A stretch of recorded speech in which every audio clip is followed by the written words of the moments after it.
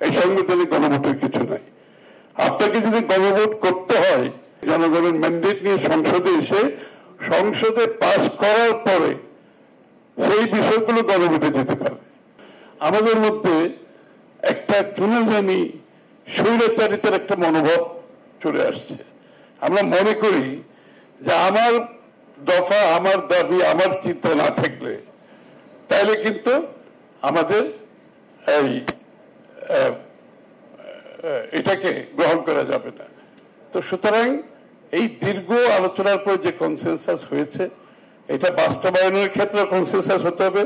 কনসেনসাসের বাইরে যাওয়ার কোনো সুযোগ নাই। কনসেনসাসের বাইরে তখনই আপনি যেতে পারবেন যখন আপনি আপনার দাবিগুলো নিয়ে জনগণের কাছে যাবেন। এখানে কিন্তু এই কনসেনসাসের মধ্যে আমাদের কিন্তু 31 দফা সবকিছু আসে নাই, কিন্তু আমরা সেটা নিয়ে রাস্তায় যাচ্ছি না। আমরা সেটা নিয়ে কোনো ধরনের একটা নিজেদের মধ্যে একটা ডিভিশন করার চেষ্টা করছি না। আমরা সেটা নিয়ে জনগণের কাছে যাব।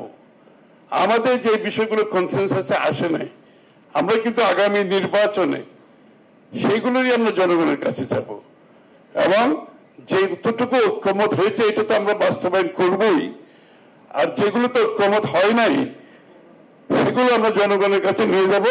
জনগণ যদি আমাদেরকে ম্যান্ডেট দেয় সেটা আমরা বাস্তবায়ন করব। কিন্তু আমি এই মুহূর্তে ঢাকায় বসে কতগুলো রাজনৈতিক দল বসে আমরা বাংলাদেশের ভবিষ্যৎ নির্ধারণ করব, ভালো মন্দ নির্ধারণ করব, সেটা তো হতে পারে না। সেটা আপনি জনগণের মতামত নিতে হবে। যে জনগণের মালিকানার জন্য 17 বছর মানুষ ত্যাগ স্বীকার করছে, আপনি এখন মালিক নিজে হয়ে যাচ্ছেন কেন? মালিক তো জনগণ। এখন আমার মনে হচ্ছে আমরা কিছু কিছু রাজনীতিক নিজেরা মালিক হয়ে যেতে চাচ্ছি, যে আমরা এই সিদ্ধান্ত আমাদের এই কনসেনসাস অথবা কনসেনসাসের বাইরে গিয়েও জোর করে আদায় করার চেষ্টা করছি। এটা তো 1 নাম্বার। ঐক্যমতের বাইরে যাওয়ার কোনো সুযোগ নাই। The chapter is closed. এর বাইরে যদি আপনি কিছু করতে চান, আপনি আগামী নির্বাচনে আপনার ম্যানিফেস্টো কথা যত হয়েছে আপনার ম্যানিফেস্টোতে নিয়ে আসেন। আপনি ম্যানিফেস্টোতে জনগণের ম্যান্ডেট নিয়ে সংসদে আসেন। এইখানে অন্য দলের উপর চাপিয়ে দেওয়ার চেষ্টা করবেন না, দয়া করে। আপনার চিন্তা, আপনার ভাবনা আপনার দলের উপর চাপিয়ে দেওয়ার চেষ্টা করবেন। আপনি আগামী নির্বাচনে জনগণের কাছে যান, ম্যান্ডেট নিয়ে সংসদে আসেন, পাস করেন। আরেকটা বিষয় হচ্ছে এখানে আরেকটা বিষয় হচ্ছে গণভোট। আরেকটা বিষয় হচ্ছে এই যে গণভোটটা কি ব্যাপার? এই যে আজকে যে সরকারটা ক্ষমতা, অন্তর্বর্তী সরকারটি আছে, এই সরকারটা কিন্তু বর্তমান সংবিধানের পরিপ্রেক্ষিতে এই সরকারটা হয়েছে।